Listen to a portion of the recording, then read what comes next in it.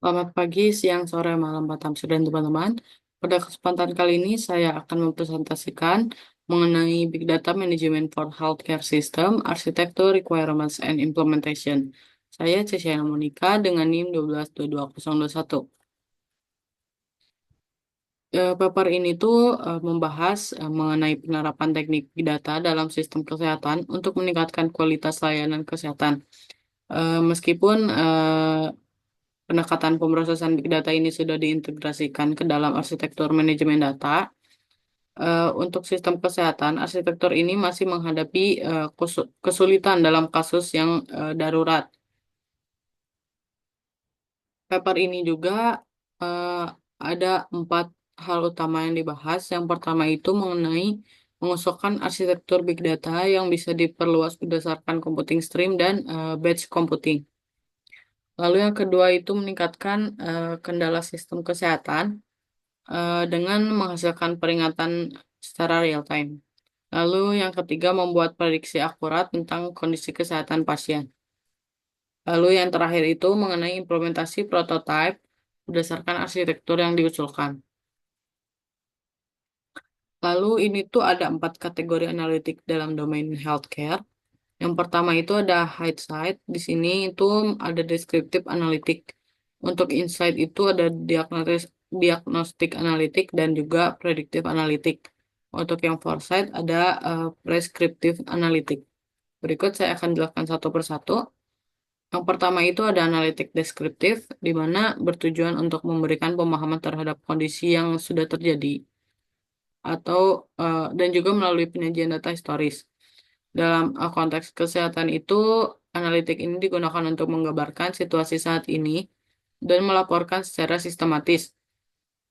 Data yang dianalisis itu berupa statistik jumlah pasien yang masuk ke rumah sakit setiap minggu, distribusi distribusi jenis penyakitnya, atau juga rata-rata lama rawat inap si pasiennya. Teknik yang umum juga digunakan mencakup statistik deskriptif seperti bar chart, histogram, dan juga diagram garis. Analitik ini sangat penting untuk keperluan monitoring, evaluasi, dan pelaporan dasar sebagai dasar pengambilan keputusan lanjutan. Untuk yang kedua juga ada analitik diagnostik. Diagnostik ini berfokusnya pada menjawab pertanyaan seperti mengapa sesuatu terjadi dengan menganalisis data historis yang sudah ada atau yang sudah tersedia. Tujuan utamanya itu untuk mengidentifikasi penyebab dan faktor-faktor yang memicu suatu kejadian atau tren dalam sistem kesehatan seperti meningkatnya angka kematian pada kelompok pasien tertentu. Pendekatan ini juga memanfaatkan metode data mining dan analisis statistik lanjutan seperti clustering dan decision tree untuk menemukan hubungan dan pola tersembunyi di dalam data. Dengan demikian, analitik ini membantu organisasi kesehatan memahami akar masalah dan mengembangkan intervensi yang lebih lebih efektif. Yang ketiga itu ada analitik prediktif yang digunakan untuk meramalkan apa yang mungkin terjadi di masa depan berdasarkan pola-pola dari data historis dan variabel yang relevan dalam bidang kesehatan. Analitik ini juga bisa diterapkan untuk memprediksi kemampuan terjadinya penyakit stroke atau diabetes berdasarkan riwayat medis pasien dan gaya hidup si pasiennya. Model prediktif ini juga dibangun menggunakan teknik machine learning yang bisa mengenali pola kompleks di dalam datanya. Dengan kemampuan prediksi ini juga, institusi kesehatan bisa melakukan tindakan preventif lebih awal dan mengelola resiko kesehatan pasien secara lebih proaktif. Lalu yang keempat itu ada analitik preskriptif. Ini tuh merupakan tingkat paling lanjut dalam analitik data yang bertujuan memberikan rekomendasi atau tindakan terbaik yang bisa diambil berdasarkan hasil prediksi sebelumnya. Dalam dunia kesehatan itu, pendekatan ini bisa menyarankan opsi pengobatan yang paling optimal untuk pasien dengan mempertimbangkan data klinis, genetika, dan rekam medis mereka. Metode yang digunakan dalam analitik preskriptif juga antara lain decision tree, simulasi Monte Carlo, dan optimisasi berbasis algoritma. Dengan pendekatan ini, pengambilan keputusan klinis bisa lebih tepat sasaran, baik secara otomatis maupun semi otomatis, sehingga meningkatkan kualitas layanan dan efisiensi pengobatan. Lalu selanjutnya di sini ada 6 karakteristik big data yang ada di dalam paper ini. Yang pertama itu ada volume, di mana sistem kesehatan kesehatan menghasilkan jumlah data yang sangat besar. Misalkan kayak dari rekam medis elektronik, pencitraan medis, dan sensor wearable dan catatan klinis. Karena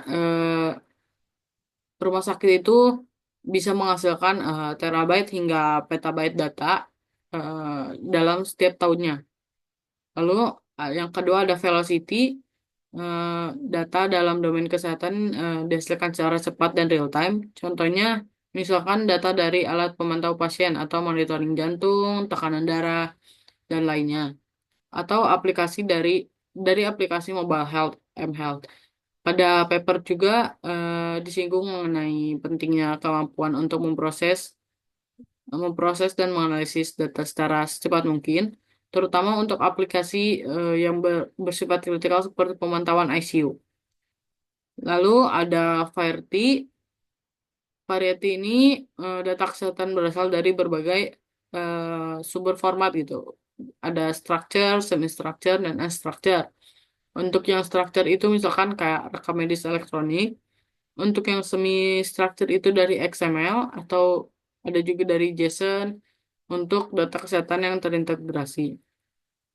Untuk yang unstructured-nya itu bisa hasil MRI, CT scan, catatan dokter dalam bentuk teks bebas.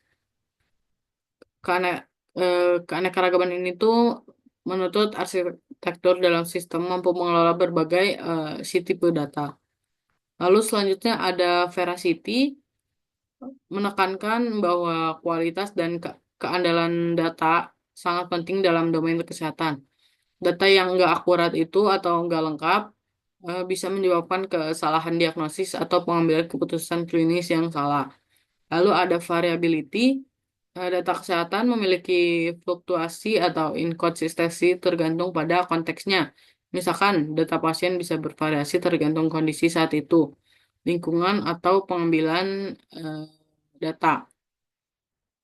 Lalu yang terakhir itu ada complexity, di mana eh, sistem big data kesehatan harus mengelola keterkaitan antar data yang kompleks. Contohnya misalkan integrasi antara data genetika, data klinis, dan data lingkungan pasien untuk menghasilkan insight yang bermakna.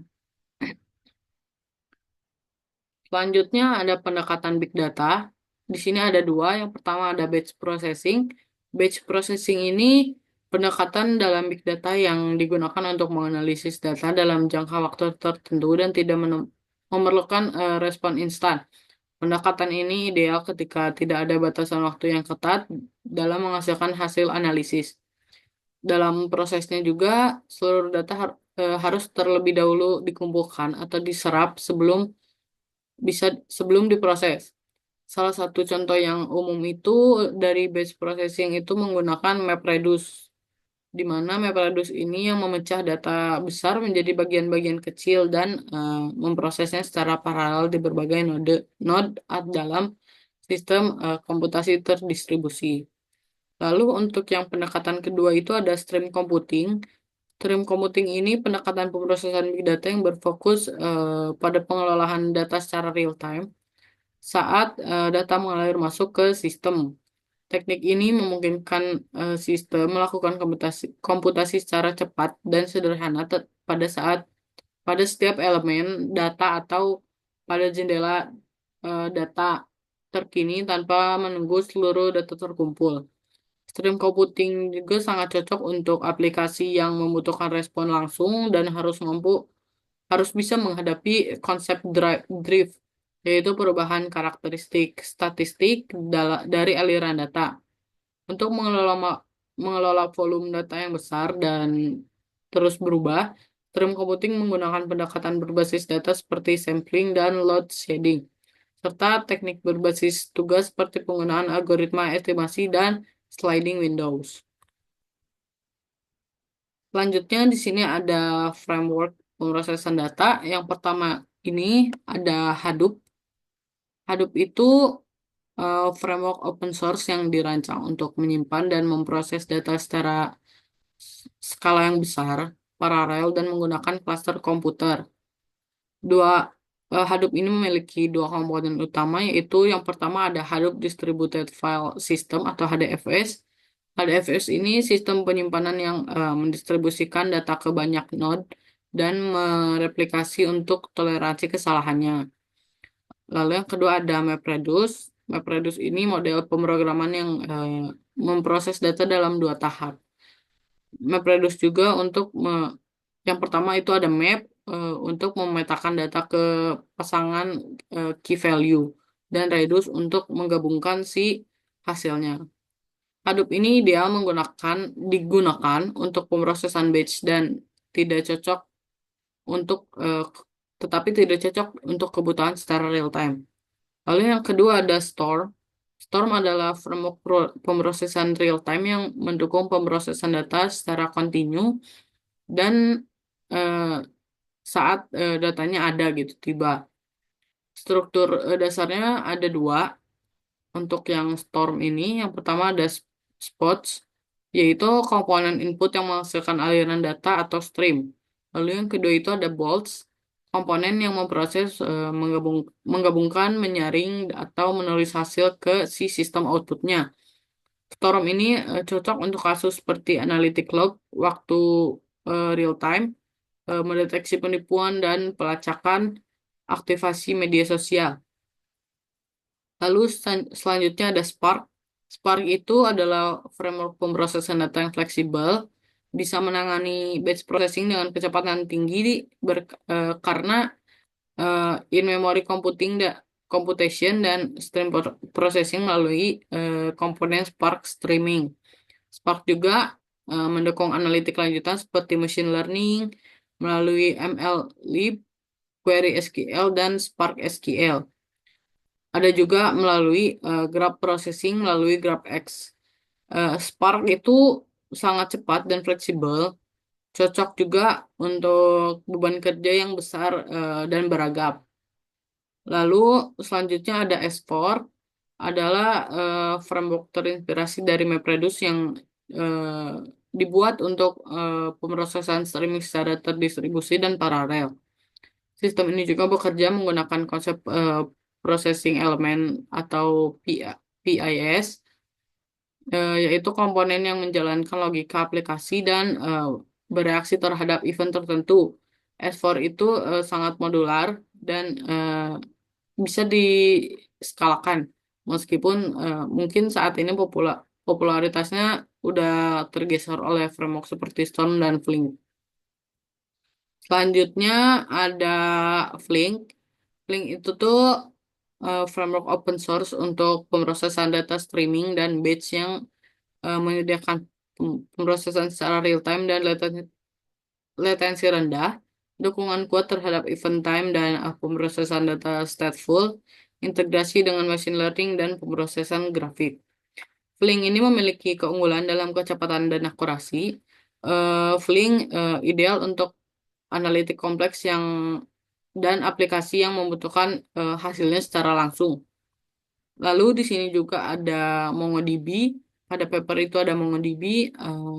MongoDB itu database NoSQL berbasis dokumen yang menyimpan data dalam format JSON atau binary JSON.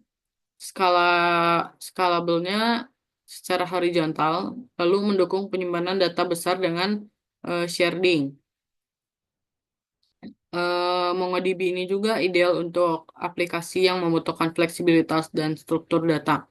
MongoDB sering digunakan sebagai backend penyimpanan dalam ekosistem big data, meskipun bukan sistem pemrosesan data utama seperti Spark atau Hadoop. Lalu ada juga sistem kesehatan berbasis big data. Di sini ada tiga. Yang pertama itu ada Borealis Based Heart Rate Variability Monitor, di mana memproses data dari berbagai sumber untuk melakukan aktivitas pemantauan. Kelemahannya pada Borealis Base ini tidak memiliki komponen machine learning untuk memprediksi. Lalu yang kedua itu ada Hadoop-based Medical Emergency Management System using IoT technology, di mana menggunakan sensor untuk mengukur parameter medis dan pemrosesan data menggunakan paradigma MapReduce. Kelemahannya itu tidak mendukung pemrosesan stream. Lalu yang terakhir ada Prototype of Healthcare Big Data Processing System based on Spark. Sistem yang diusulkan untuk menganalisis data kesehatan dalam jumlah besar. Kelemahannya adalah tidak memasukkan big data mining dan big data analitik dalam perform eksperimental. Nah, di sini ada arsitektur big data yang diusulkan oleh kesehatan. Yang pertama itu ada batch processing layer, di mana data acquisition-nya mengumpulkan data dari berbagai sumber. Untuk semantik modulnya berbasis on- ontologi untuk mengekstrak pengetahuan biomedis. Lalu untuk data preparation-nya membersihkan data dan memfilter data. Lalu untuk feature extraction and selection-nya memilih fitur yang paling signifikan. Dan untuk predictive model desainnya membangun model prediktif. Lalu yang kedua ada data storage layer, di mana data storage layer ini untuk menyimpan data terstruktur, unstructured, dan semi-structured menggunakan HDFS, NoSQL, atau MongoDB, database SQL, atau kombinasi. Lalu yang ketiga juga menggunakan stream processing layer. Eh, yang pertama itu ada data synchronization, di mana memastikan data diproses dalam urutan yang besar. Ada juga adaptive processor membagi aliran data yang masuk menjadi jendela waktu dan memproses data. Yang terakhir juga ada adaptive predictor untuk memperbaharui model prediktif berdasarkan perubahan data. Lalu ada juga query processor, di mana mencari status pasien dengan menggabungkan respon dari query yang dikirim ke stream processing result store, dan batch processing result store. Lalu yang terakhir juga